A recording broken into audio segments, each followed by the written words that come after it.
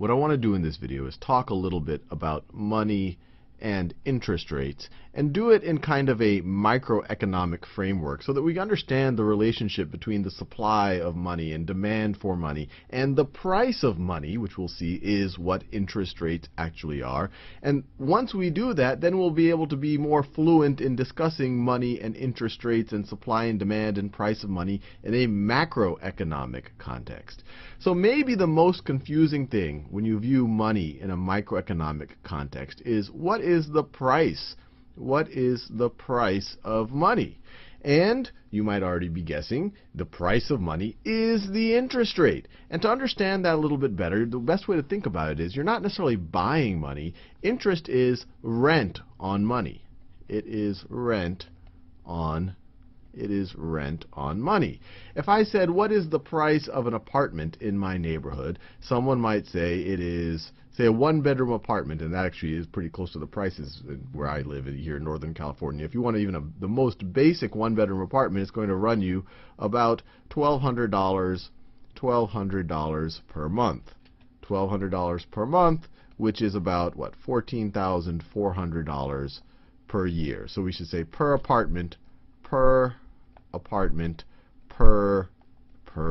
year. This is essentially the cost of your apartment. Now, if someone were to go, if I went to the bank and I said, hey, I want to borrow $10,000, maybe I want to buy a car or something, they would quote an interest rate.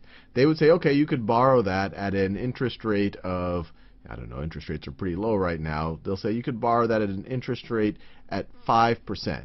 And to see that this is essentially the cost of renting money, we could essentially just say that this is 5, we could view this as 5 cents per dollar per year.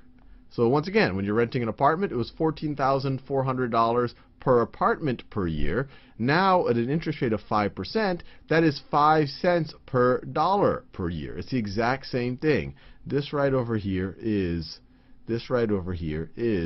the rental price on the actual money that I'm borrowing.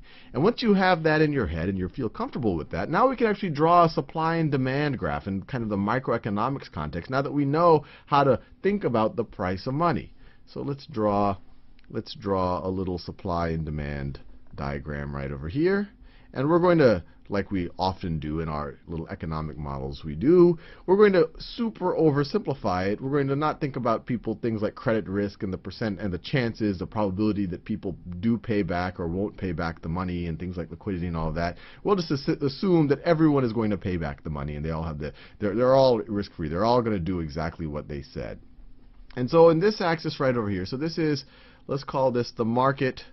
Let's call this the market for borrowing money for 1 year. And as we'll see, and you might already know, they'll have different prices for borrowing money for different lengths of time. I might charge you more to borrow money for a year than I would charge you for borrowing money for a month, because maybe I won't have access to that money, or there's a bigger risk that something might happen in that year, so I'll charge you more for it. So I have to fix the year. The market for borrowing money for 1 year. And in most of these supply and demand graphs, the vertical axis, we have price. But now, as we just indicated, the price of money is really just the interest rate. So I'll call this price. So this is our, I'll do that same yellow. So this is our price axis, and it's measured as interest rate, percentage. Interest rate is how we're going to measure it. And let's say this right over here. Let's say that is 30% interest. This is 15% interest. And then this would be, let's see, this would be 10, 5, this would be 20, 25. Pretty good. And then over here we would have the quantity of money. And I'll just pick some values here. Let's say we could even say that is in, I don't know, billions of dollars. We could size it right based on whether we're talking about our town, our city, or whatever, or the whole world, or whatever it is. And it depends on what currency and all of that. But we're just assuming that we're in some island with one currency and all the rest.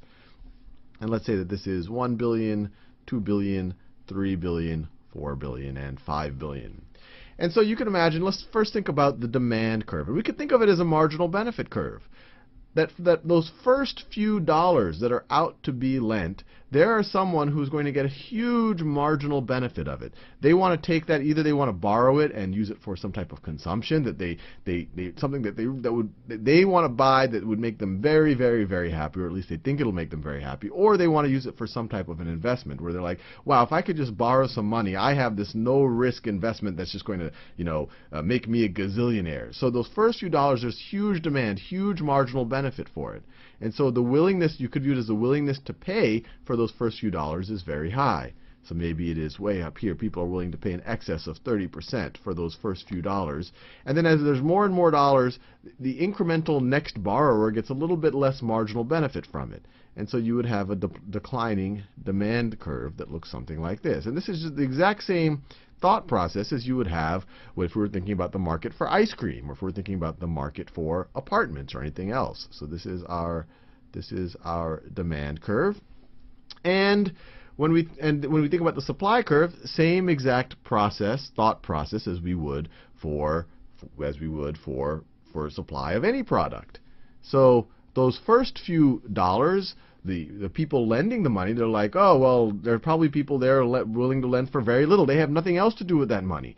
So they would, another way to think of it, since they have very little to do with that money, their marginal cost of lending that money is very low.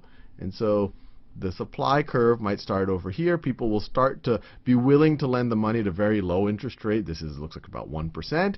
And then each incremental dollar, the opportunity cost for that lender is going to get higher and higher.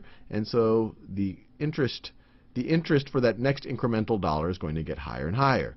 And so we've now drawn the supply and demand graphs for the market for borrowing money for 1 year. So this is right here. This is the supply.